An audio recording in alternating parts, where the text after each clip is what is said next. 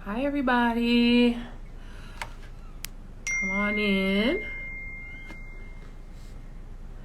Come on in. Can you guys hear me okay?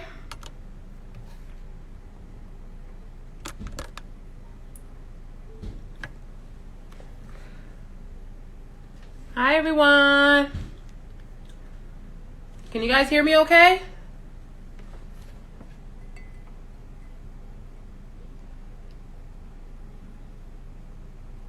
Hi, everyone. Can someone let me know in the comments that you can? Thank you. Thank you. Thank you. All right. I am Danielle in.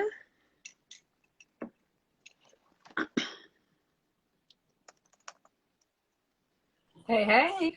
Hi. How are you? Good. How you doing? Happy Sunday. Happy Sunday, too. I love your hair. Thank you. You're welcome. Thank you. Thank you. Nice wash and go day today. Yes. All right. Can you hear me okay? Yes. I am Can getting your video a little bit of a delay. So I'm not sure if it's me or what. Are you getting a delay on your end? I'm not right now, but your video was choppy on your end. I don't know if mine is Yeah. choppy too. Nope, you look good on my end. I think we're okay now. Okay. Awesome. All right. Hi, everybody. Thank y'all for joining us today. As I said in my story, I was kind of going back and forth with the live today, in all honesty, with everything that's going on. But as I said in my story, I feel like my job, and I mean, Danielle can speak to this as well, is to really equip you guys with the tools that you need to continue your fight for education, continuing your education, hopefully completing a debt-free degree so that you can go into the community and continue to make change that we all really are hoping to see out of this. So that's why I decided to continue with our live today. I hope you guys get something out of it. I'm very excited to hear Danielle's story. So I will go ahead and pass it over and let you introduce yourself. Good stuff. Thank you for having me. Yep. It's awesome to be here. I'm just grateful for the opportunity. My name is Danielle Jeffers. I'm originally from Danville, Virginia, born and raised. Danville is on the border of North Carolina, so I'm from South Central Virginia. I also graduated debt-free from Virginia Tech in 2019, last year having earned more than $200,000 in scholarships. And now I teach students how to earn scholarships to go to college and graduate debt-free through my company, Dope for Degrees, LLC. Thank you. Thank you. Thank you.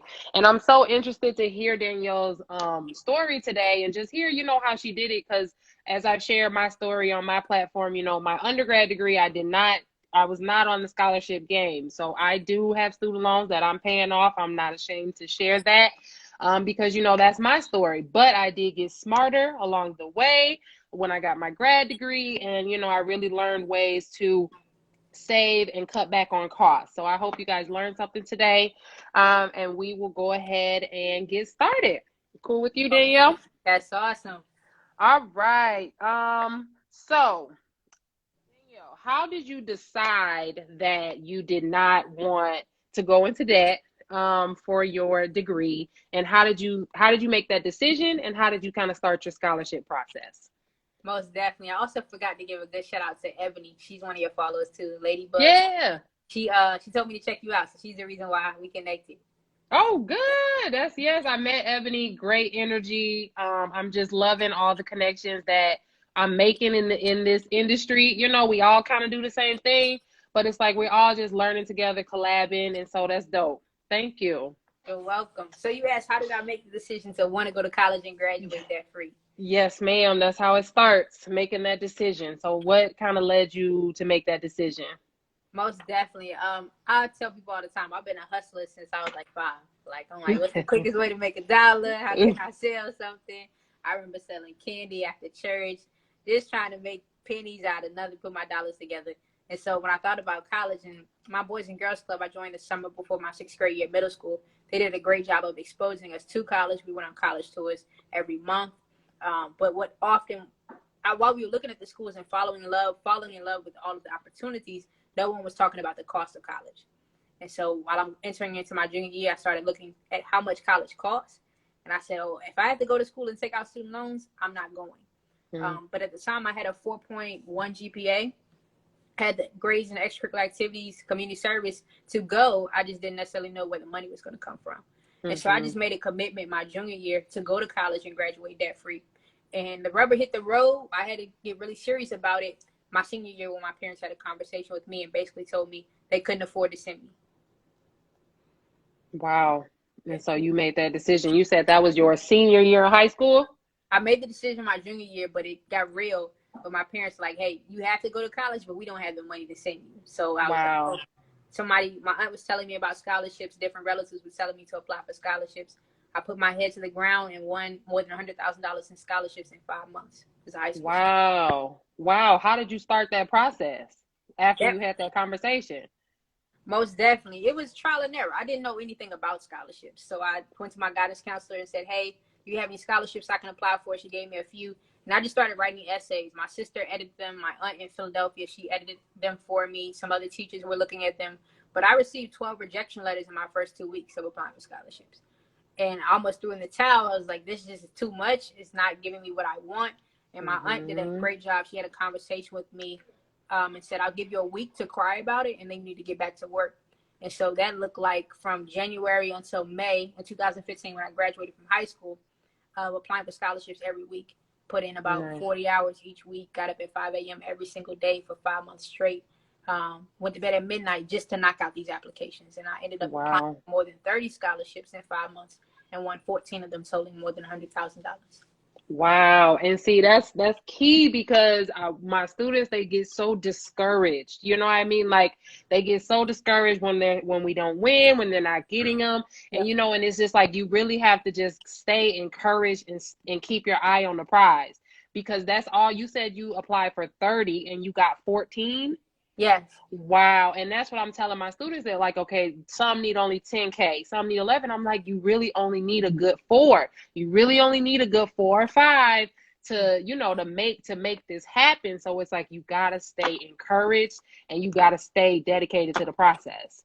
Most definitely. Yes. Wow. That's amazing. That is amazing. Okay, so how much time your senior year, I know you said you were getting up at 5 a.m. on average, about how much time did you dedicate per week to searching and applying? Searching and applying, and that includes submitting too? Yep, all 3. High school, it was 40 hours a week. When I was in college, it was about 20 hours. Okay. Yeah. Okay. Nice. And I do want to hear that difference between high school. So what would you say changed from your senior year when you won those first 14, and then as you continued the process during your college journey? Most definitely. Senior year, I took it on as a full-time job. 40 hours is like a full-time job. Hey, honey. I took it on like that because I knew it was make it or break it. I said, I'm just going to set the goal at 100K. Because that's how much I thought college cost. I didn't take into consideration that I had to pay to travel back home, and I would have to get boots because it was cold in the mountains. I went to Virginia Tech in Blacksburg, Virginia. Didn't consider all of the outside costs, but I set the goal at 100K, and I just worked and calculated the money as it came in to make sure it hit 100K. And then it ended up exceeding 100K. But the thing was, I said, for me personally, once I commit and I start building momentum, it just becomes habitual. And so I said, I'm just going to set the goal at 3 applications per week, and however much time that requires, however many edits I need to make or rough drafts, what have you, I'll set the goal there and I'll commit to the process. And so in the beginning, when I didn't know what I was doing, I had to put more time into mastering the process. Once I got the science down, I was able to reduce the amount of hours I put in. That's why my college experience wasn't as strenuous or time consuming. And on top of that, I was bringing in income from working on campus, building my company, my scholarship refund checks, so I didn't have to work as hard to get each scholarship. Yes. Okay. Nice. Good to hear. So you got better. You kind of got better at the process, smarter, worked smarter, not harder as the process went on. Right. Good to know. Good. So I hope you guys hear that at the beginning when you first started, it is a little tough because it's new. Anything that's new, is going to take a little work. But as you continue, I Yes, hope y'all hear that it does get easier. It really does. most definitely. Just study to master it. Just master it. Yep. Yeah. Okay, so my next question is, how did you make sure that your application stood out among all of the applicants that are turning in the same scholarship essay question that you are? Most definitely. One thing I tell my students all the time is scholarship applications, scholarship essays should not be a bullet point list of your accomplishments. You shouldn't say, hey, I accomplished this year, then I'm going to accomplish this next year, and XYZ. Scholarship essay should be a story. You should convey a story that's rooted in honesty, transparency, and vulnerability. And for me, oftentimes what happened was I would apply for scholarships that asked me to talk about my ambition or my community service. And when I chose to do that, I could speak from a place of experience and could tell a story that painted a holistic picture of what happened, how it impacted me, and how I was committed to positively impacting other people. And so, for instance, another area I had to dig into was my childhood hardships and my childhood obstacles. Watching my parents get sick. I haven't seen my mother walk since I was 16, and how that was impacting me emotionally and mentally and socially. And I didn't really have an outlet to talk about it because I just was taught to keep it in. That's how I was doing. And so the first time I had an opportunity to talk about it, because family members weren't necessarily inquiring, well, how are you processing your mother's sickness and your family? They weren't inquiring to help me heal or help me process. It was just like, keep your head up. That was a conversation. So scholarship essays became a form of therapy for me because I was able to express how I was feeling. And so I always say, if you have a story or experience that can bring you to tears or humble you, that's a great place to start writing scholarship essays, because you want your reader to be able to feel your pain or feel your joy or feel your growth or feel your maturation or your success in your writing. You don't want them to just read your resume. Yeah. Yeah. And they'll remember you. Right. If you evoke some type of emotion out of them, they'll definitely remember you. That's true. So Wow. Wow. I'm glad that process really helped you to, get through that. It's very therapeutic. it That's is. amazing. Wow. Yes. That's dope. Wow, that's dope. Okay, and if you guys have any questions, I have just some questions that I kind of set up for Danielle. But if you guys have anything, make sure you're dropping them in the chat so I can ask her for you. My next question is, who helped you along the way during your process? So many people. And I hesitate to name names because I know I'm going to leave people out. But a special shout out to my parents, of course, for having that raw and honest conversation with me, and helping me in the different ways they did, whether it was words of encouragement or, like I always say, people who put a knuckle in your back and kind of push you forward, they're great too. To people who edited my essays, my sister, my aunt in Philadelphia, my cousin, my English teachers. I had guidance counselors in different parts of the city and the surrounding areas finding scholarships for me and sending them to me. My community supported me and encouraged me, providing Wi-Fi, computer resources when we were having computer issues or Wi-Fi issues at home, letting me stay after hours at the Boys and Girls Club. So many different people. They just serve as a pillar of support. All the people who wrote letters of recommendation for me. I mean, the list goes on and on and on. Yeah. People I could express my gratitude to. Yeah, nice. So it does. It takes a village, man. It takes a village not only to raise kids, but you definitely got to have your network to get to college and get through college. Definitely. So there's people out there. So make sure you guys are networking, and because there's people out there who will definitely help you and work with you. That's true. Let's see. Looking back on your whole journey, what's one thing that you feel like you would do differently? Not beat myself up as much. I'm extremely competitive, and scholarships are a competition. It is not I hope I win, walk in the flower, walk in the park type of thing. No, it's a competition. You have to be the best of the best, and that goes beyond just the classroom. Like, it's an opportunity to talk about your leadership qualities. And in the beginning, I threw in the towel because I didn't give myself grace. I didn't give myself a chance to make progress. I was like, I'm going to quit. It's not working. And I was beating myself up as if I was the problem, instead of realizing you don't know what you're doing. So you're going to make a bunch of mistakes anyway. Why not just learn throughout the process and then eventually become better? One thing I tell students all the time is progress, not perfection. That's the mindset you need to be successful when applying for scholarships. Don't try to be perfect. Just seek to make progress and learn whether you win or you lose. There's always an opportunity to grow and learn. Yes, thank you. Nice. Um, let's see. What was the biggest scholarship you won? The biggest scholarship I won was a renewable scholarship from my hometown. It was I think it was $5,500 or $5,700 per year, and over the course of 4 years, it was like $22,000 to $25,000. It was a large. Nice. And you had to maintain. What were your requirements for that one to keep that one? I think I had. Do you remember? I think I had to do 15 hours of community service per semester, and I also had to keep a 3.0 GPA, keep my address, give them my new address whenever it changed, and write a thank you letter. That was it. Nice. And so not too bad. I love renewable. I love the renewable ones. Yes.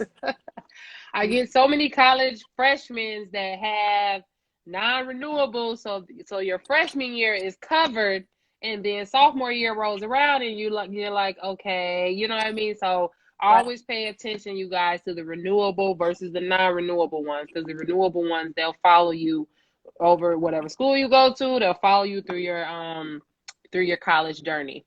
That's true. Okay, we have a question here, and I have like a little question at the bottom. I'm not sure if that means a question, but the question in the comments is, how did your scholarship journey transform into a business opportunity for you? Most definitely. That's a great question. Great question.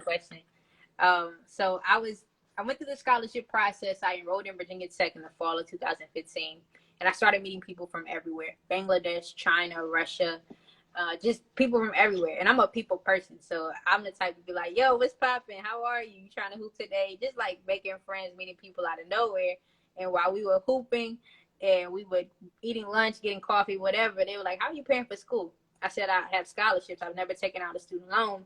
What's up? This is my friend and professional concierge. It's like, I have scholarships, never taken out a student loan. They said, oh, teach me what you're doing. And I didn't know how to teach people how to do what I was doing. So I was literally teaching from a fragmented process. I just know we can write this essay, I'll edit. We can do this, that. And what ended up happening was I was telling my sister and my mentor at the time, and they said, oh, you should start a business out of it. And so I'm an 18-year-old college freshman. I'm balancing my first semester and trying to adjust everything. And now they're asking me to become a business owner. And I was scared. I'm like, I don't know anything about business. I don't want to fail. It's just a lot of fear. But I also felt confidence from within, like that was what I was supposed to be doing. So they helped me found Doe for Degrees at the age of 18 in 2016. And I built it throughout my entire college journey. Nice. Wow. Do people give you deer in headlights when you say you don't have any student loans? When you say that, like, it's kind of like because people don't think that it's possible. So I know you get like the deer in headlights, or people's eyes get big, like, what? That's true. Wow. Yeah. I get it often. Yeah, you part of the 1% or 10%, you know, people that actually stick to it and do it, you know, but it's definitely possible. It is. It's a whole lot more attainable than people realize too. Agreed. Let's see. So I already asked you, so you had a list of multiple scholarships. You didn't get any like full rides or anything like that from any of your schools, right? It was all your scholarships pieced together and equaled your full ride. Yes. So, let's see. So I asked you that. So you did kind of answer this, but I want to touch back on this because everyone kind of loves student loan refunds, and we talk about jokes, and everybody loves getting student loan refunds because it's free. You know, they think it's free money. But how many of your scholarships, I explain to students that with scholarships, that is also possible. Like, you can get a refund with scholarships that you don't earn interest on, that you don't have to pay back. So did you ever get any scholarship refunds or scholarships paid directly to you, and how often did that happen? Every semester. I mean, wow. Scholarships literally became my source of income. I'll be very frank and point blank, period. I was 18, first 2 weeks into college, and I got a direct deposit into my bank account for more than $11,000. And I'm sitting here like, oh, that came from all those scholarships I applied for. So what I started to realize was I can get paid to talk about myself and get paid to go to school if I just keep knocking out these scholarships. So my education at Virginia Tech, including my expenses to study abroad in 2018 during the summer, totaled about $120,000. And wow. I won more than $200,000 in scholarships, and I was getting refund checks every semester. And so you start to add it up and you're pocketing probably 40, 50, 60, 70K just from writing essays about yourself. But now the government has started to change some policies, so those refund checks can be taxable. That was going to be my next question. I was going to ask if you had to pay taxes on those, on that funds. Not at that time. I'm going back now because Virginia, by my sophomore junior year, Virginia Tech started sending out 1098-Ts, and I was like, what is this? They started to see how much I was getting every Yeah, they got off. Okay, I need to take care of this. So yeah. Gotcha. Yeah. But it's still, but even if you have to pay taxes on it, it's still, I mean, it's still put a little away for the taxes. Like, it's still interest-free money that is not going to come back and be asking you for a bill. That's not going to take you 10 years to pay off. Right. So, you know, it's still, even if you do got to pay taxes on it, I still think it's worth it. I agree. I definitely agree. Wow. Okay, I had another question that popped in when you were saying that. So you said, okay, you got 11K. I lost it, so I'm gonna have to come back. Okay. I had another question. I lost it though, so I'll come back. Okay, so how do you think students should use this summer? Okay, so students are coming out of a very stressful semester. We got COVID that happened. Now we have everything that's going on with the riot and protests in America right now. So what is your advice for college students to use this summer to recharge and kind of get refocused on their scholarship hunt? Most definitely. I went live earlier today and I was telling people you can't pour from an empty cup. And so the first place to start is to start with yourself. How are you doing mentally, emotionally, physically, spiritually, personally, like how are you doing? Assess your current state, your current being, and then heal where you need to heal. Take time off if you need to, process how you need to process. Sometimes it's a matter of pulling away from social media, especially when it gets really hectic like this, so you don't absorb so much of it without taking the time to release. Because if you take it all in, you don't release all those emotions, you'll compartmentalize, and it's almost like you'll self-destruct in a different way. And so you just want to take the time that's necessary to make sure you're okay. And then start with baby steps. I encourage students, hey, if you were putting in 20 hours per week when you were in school, during the summer when you have more time, double up. But if you need to gradually work your way to doubling up on the amount of hours you put in towards scholarships and the amount of scholarships you submit each week, that's fine. But just know your efforts during the summer and when you're on break should be double at least what you were doing while you're in school because you have more time.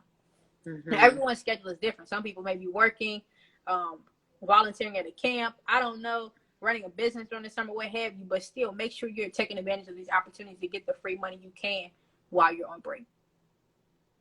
Love it. And that's for summer break, winter break, spring break. Through all those breaks, you were kind of doubling up, making sure that you were spending that extra free time applying, searching, submitting scholarships. Yes. Great. So you kind of answered a lot of my questions already as we've been talking. You see one? Somebody had a question in the comments. Let's see.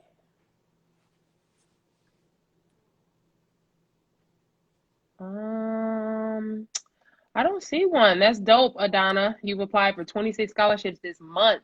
I hope I get some. I hope you do too. He also asked, I don't know, forgive me. Adana asked, can you use scholarships to pay for loans? I don't know if you answered this. I had to step away from it. Oh, no, I didn't. I didn't answer that. Go ahead. You got it. You can. If you get a refund check, it's your money. So you can do whatever you need to do with it. I encourage my clients, if you did have to take out loans this semester, pay those off so that you're debt free and then just continue to work and earn the money you need. So most definitely, it's your money. And for my people out of school, there are scholarships for student loans as well. So Scholly is doing a bunch of stuff right now. Money Solver is doing a bunch of stuff for students that are already graduated. And if you have student loans that you had to take out, there are scholarships out there that will help you cover past student loans. I know for teachers, if you teach in a certain area, for lawyers, there's a lot of stuff out there. So just always, even if you're out of school and you're trying to pay off your student loans for school, there's always opportunities out there that can help you kind of reduce that debt also. Most definitely. All right, I got some questions coming in. Did you have any unique experiences through this scholarship process? If so, what were they? Most definitely. I won a scholarship when I was a high school senior that was $6,000, and it included an all expenses paid 3-day trip to Las Vegas, Nevada to go get the scholarship. And so I was 17 years old. I flew to the West Coast for the first time in my life. Had never been to Vegas or that far west to do anything, and got on the plane by myself to meet my sister in Las Vegas, Nevada to get a scholarship. I'm going to type the name of the scholarship in the chat. It's called the YFL Scholarship.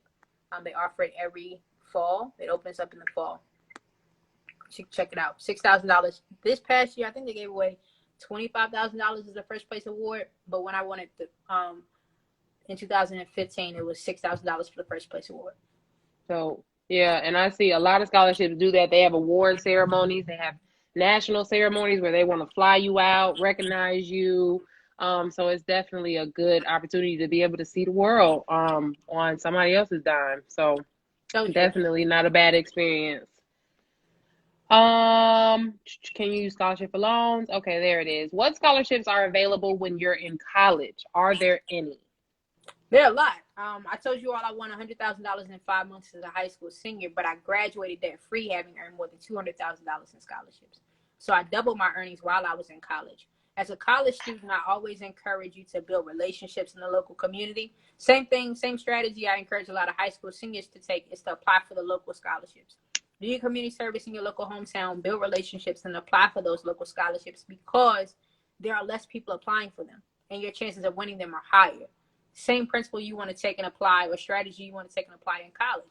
Definitely apply for the institutional scholarships where you attend, where you go to school, but do community service in that area and start building those relationships and find the scholarships that are being offered in that area. For instance, I'll tell you this.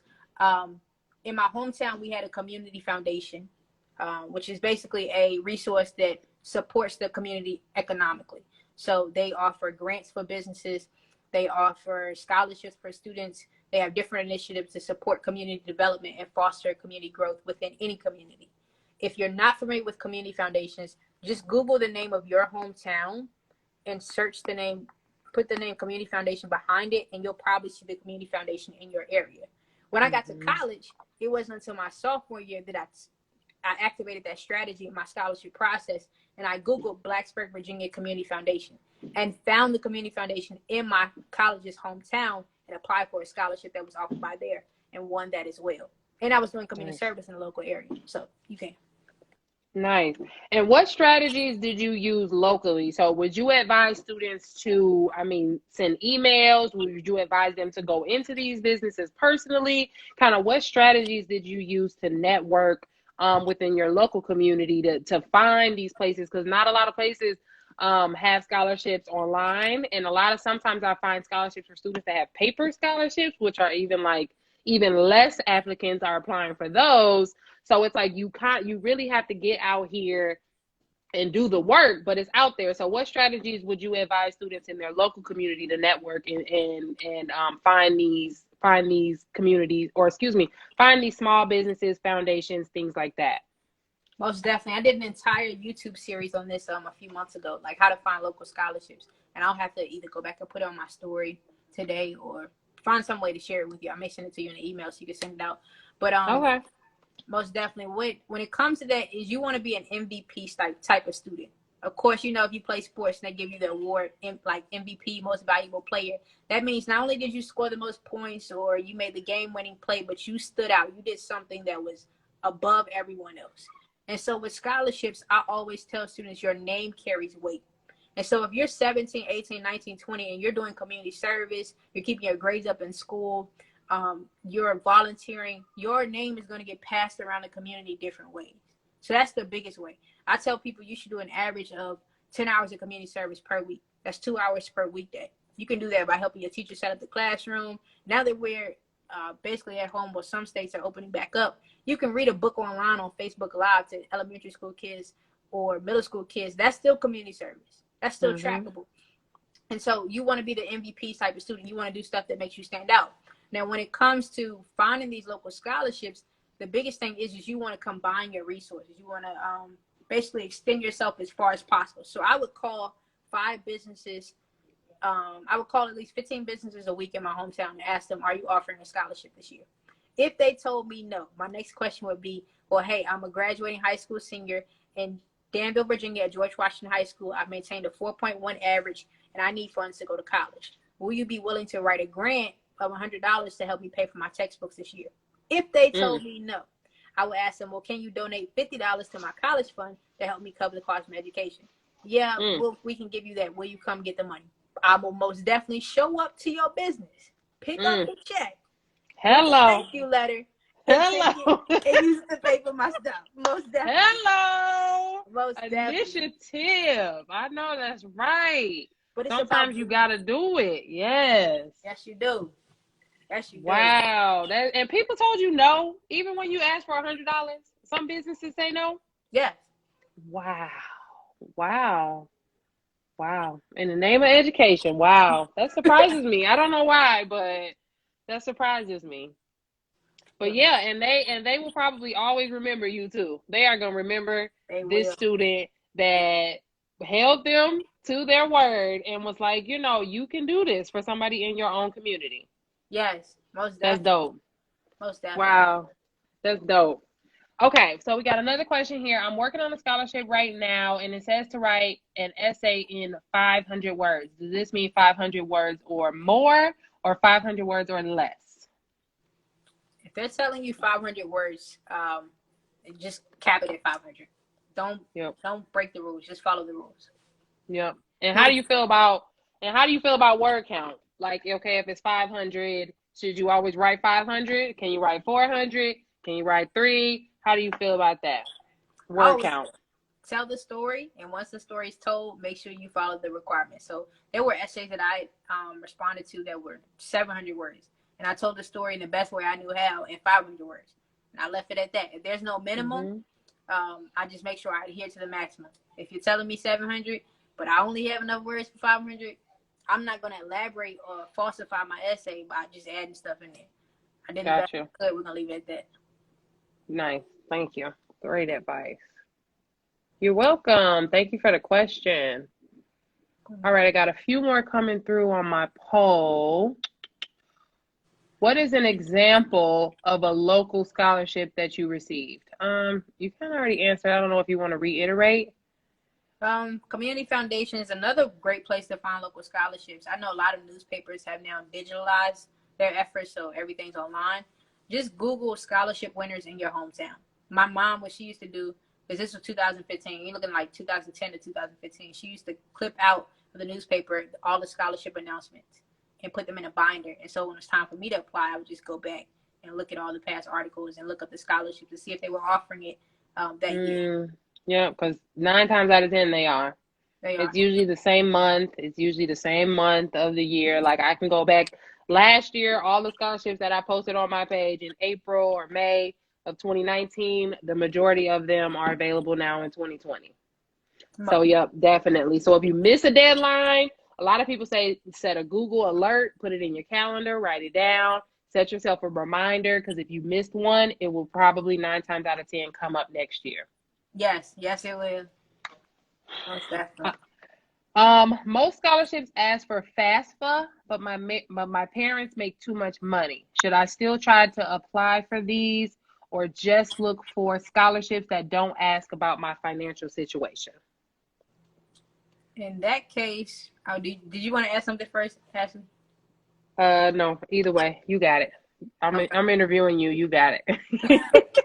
I would say, with students who don't come from challenging socioeconomic backgrounds, play to your merit, play to your strengths. If the scholarship says that they're looking specifically, they have a preference for low-income students, then I'll probably stay away from that, because your chances of winning that scholarship are a lot lower.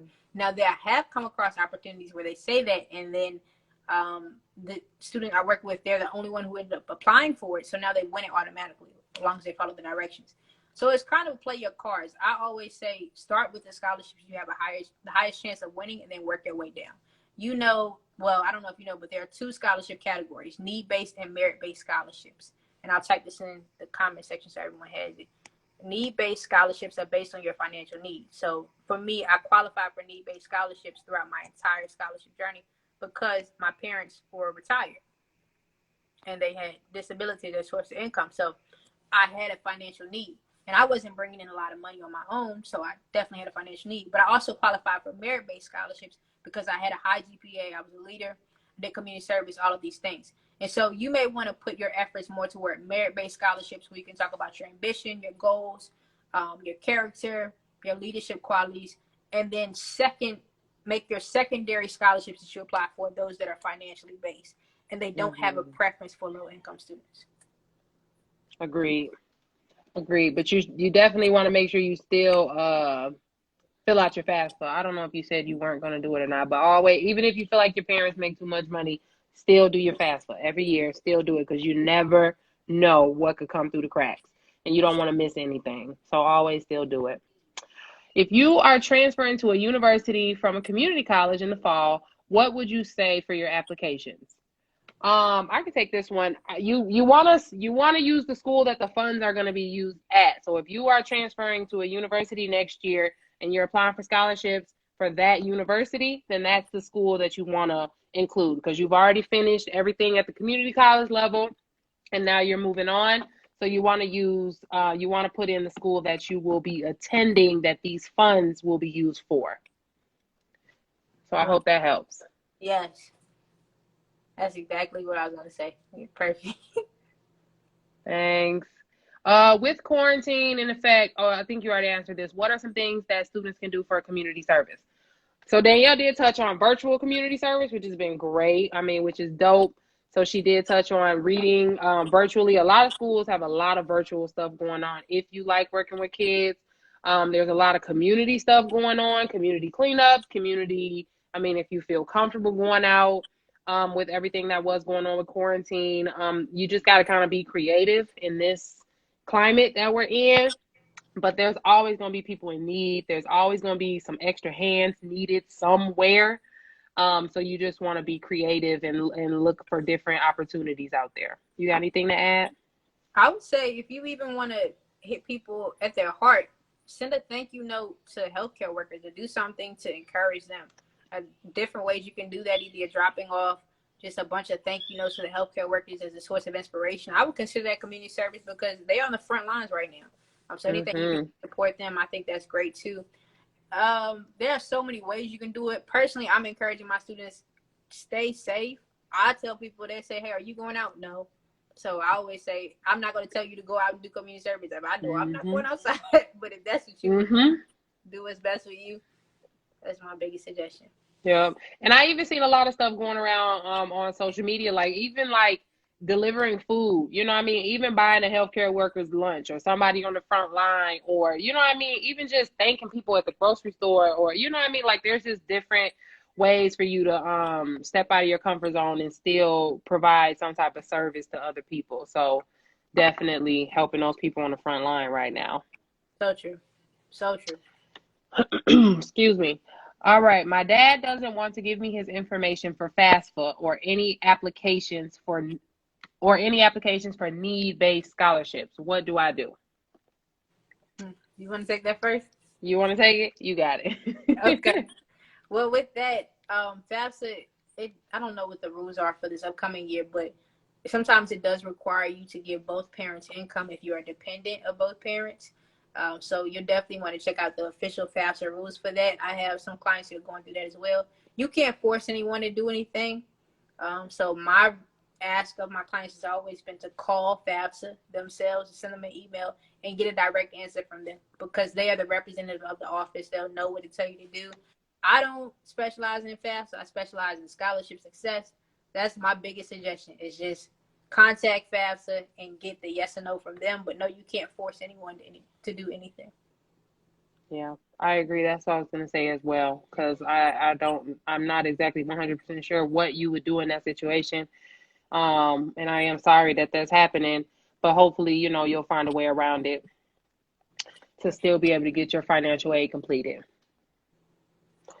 All right. Let's see if I have any more questions for you.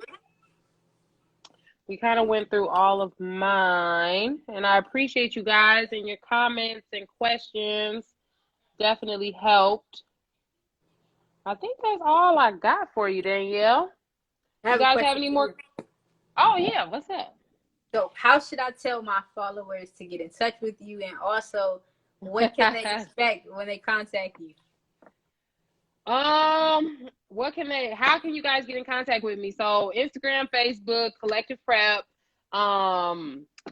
just straight Collective Prep, no underscores, nothing like that needed in there. Also have a website, so click the link in my bio, get to my website, send me an email, phone number, anything like that for a consultation with me. What can you expect when you work with me? I do got a few ebooks out there, but my main business right now is really just working one-on-one with students, coaching families, making sure that they're finding the right schools that that they can financially truly afford to go to. My motto is really during my consultation, I tell students, families, I might not be able to get you the money where you want to go, but I can definitely get you the money of where you can afford to be at. So, you know, it's really about, well, that's really for my high school students. College students, same thing. So working on one-on-one coaching, basically getting personalized scholarships for you, found for you to be able to apply for, accountability, editing help, staying on you to make sure that you're getting the scholarships in, accountability, encouragement. It's like I'm basically a scholarship coach, basically is what scholarship coaching. So making sure that you are staying productive, making sure that you're applying for these scholarships and getting this money for school. Most definitely. Awesome. What about you? Did you explain that to everybody already? That's a good question. We had a question to it down to ask, what do you think of MOS? I don't know what. I'm not sure what that is. What is that? Not sure either. She'll get back to us. I think I had another question pop up from my poll too. 1 minute ago. Are scholarship websites like FastWeb, Nitro, Credible, etc.? They are. Oh, same person says some scholarship sites have unsecure sites. How can I trust them? So that kind of goes together. Okay. You want to take it? You want me to take it? You can take it. You got it. I follow with you. Okay. So yes, those scholarships are credible. A lot of them sometimes do. I know some people sometimes complain about a lot of email spam because once you put your email address in, some stuff you get is legit, some stuff you get is not. So, you know, it's kind of up to the person if they want to use those types of websites. But when I go to a website and I'm looking at scholarships, the way that I know it's legit is I'm looking at the rules. I'm making sure that it's not a sweepstakes. I don't really care for scholarships where people are picked randomly or you have to share your information just to apply. Like I'm not really a fan of those websites. I mean, if you want to take your chances at the luck of the draw to see if you get picked, that's you know, that's up to you. But I do like to see sites to make sure that they're credible. Most scholarship sites are going to show past winners, people that have won in the past. The majority of the time, they're going to have clear, concise rules. If you look at the eligibility requirements, they're going to have everything on the website. They're not asking you to click anything to submit your information. They're not asking you to, you know, to, again, submit your information or to agree for them to have your info. So that's kind of my rule of thumb. I like to see winners that have won previously. I like to see upkeep on the scholarship website. So I do have a few posts on my page with my favorite websites that you guys can kind of go look and see. I don't want to miss anybody, so I'm not going to name them, but you guys can go and see. I have a few posts with just my top scholarship websites that I kind of like to use. You got anything you want to add? Most definitely. My biggest, we're looking at like the tier scholarships you look for, always go local. Start local, find as many local scholarships as you can. Your guidance counselor by doing your own research online. I'm going to post it on my story today, how to find local scholarships, so you all can get that series. And then I'll download the series and text it to you, Ashley, so you'll have it, just in case you want to work somewhere else. Thank you. Most definitely. But look local. And then if you go to a college, look at that institution as well. And also just look for credible sites. So if you're a math major, look for the National Math Society. I don't even know if that's a real thing, but like those are some keywords you want to search for. Fraternities and sororities, they offer scholarships. So many different places. I enrolled in FastWeb, Unigo, all those sites that are like scholarship databases. but I rarely use them as my top scholarship search engine. Rarely. Mm-hmm. I agree. Yes. Yeah, they're good sometimes, but the majority of the time is gonna be the majority of the money is gonna be local, it's gonna be in your own network, it's gonna be you talking to people, it's gonna be people knowing that you are applying for scholarships. Like, don't be afraid to let people know, because then it's like when they hear something or when they out and about and somebody mentions an opportunity to them, then you're gonna pop in their mind like, oh, let me get this information to Danielle or Ashley. Let me get this information, because people know that this is what I do. This is what I love. This is, I mean, so people know. So you would be surprised how many times people just text me stuff like, oh, I came across this today. I came across this. I came across this. And so that's really how I started building my scholarship database, was people sending me stuff, people knowing that this is the work I do. This is what I'm passionate about. And they want to, send me that information. So if people know that you are on a scholarship hunt, they know that you're about these scholarships, they know that this is what is important to you, then you're going to have people out there that have feelers out there for you. You don't even have to be in the room. People are going to be like, oh, let me get this opportunity over to her or him. So, don't be afraid to let people know, like, what you're working on, what you're doing, what's important to you. So true. Hey, Ebony. She popped in. Awesome. Hey, girl. What's up, Ebony? Yes. And Adana followed up. She said it's a service where you pay a service to find scholarships for you. That's what Moss is, MOS. Oh, I don't know. I'm sorry, I'm not really familiar, so I can't really say if that's, a good service or not. Maybe find people that have used it before.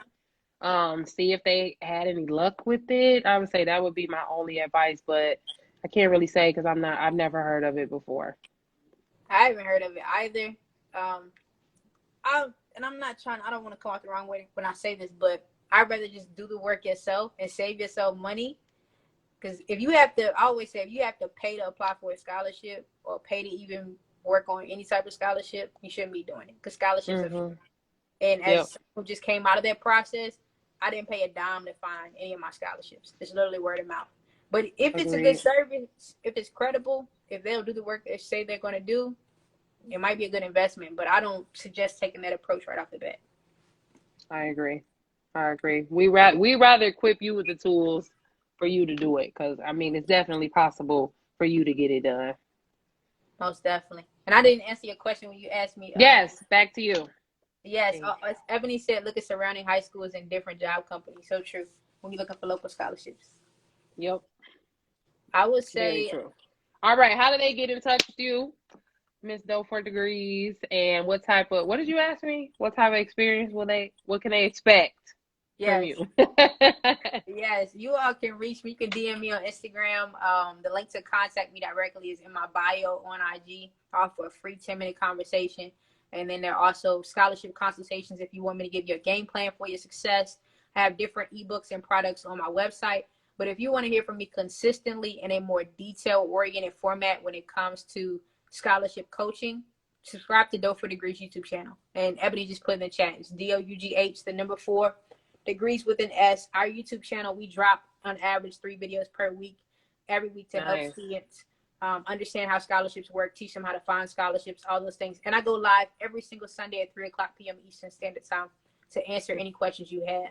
And then if you decide to enroll in our program, invest in our program, our Scholarship Success Program, I'll become your scholarship coach throughout your entire 4-year college journey. And so I'll walk you through that process I just went through of helping you find the scholarships you need and doing my best to help you win them so that you can graduate debt-free. Nice. Great. Love it. Thank you so much, Danielle. And as you guys can see, I mean, it's just, it's not, it's if you want to work with Danielle, if you want to work with me, if you want to do it on your own, we do not care how you do it. I just want you to get it done. Okay. Yes. I just want you to be able to get out here and apply for scholarships and graduate debt free. That is my biggest goal for any student that I come into contact with, whether I'm showing you how to do it on your own, whether you're working with me or not. It's not even that type of energy. You know what I'm saying? Like, that's why we decided to collaborate and do this today, because we're doing the same thing, but it's like, it's different. So you gotta figure out what works for you, who you want to work with. If you want to do it on your own, It's all love. It does not matter. We just want you to get it done. Okay? Yes. More table is better. Working toward the same goal. So I'm down to collaborate. Hello. Me too. Me too. Ebony said, how can I reach Collective Prep? So website, email, Instagram, Facebook, Collective Prep. Shoot me an email. Also, free consultation if you need to just sit down and talk. I would love to just hear how your journey is going. I graduated school in 2008, y'all. That's when I got my undergrad. So it's just so amazing for me to hear what is going on now. So, I mean, if you want to have a consultation, talk through what's going on, talk through what you're having issues with, please hit me up. I would love to hear. Host up. All right. Ladybug said, I appreciate that the motive is pure and true, which shows your true character, which is great. Thank you. Thank you. Thank you. Thank you. Yes, it's all love, y'all. No matter what, it's all love. Thank you so much, Danielle. I enjoyed this today. Thank you for having me. You enjoy your Sunday, and I will be in touch. Awesome. Sounds great. Thank you. Bye. Thank you, guys. Bye-bye.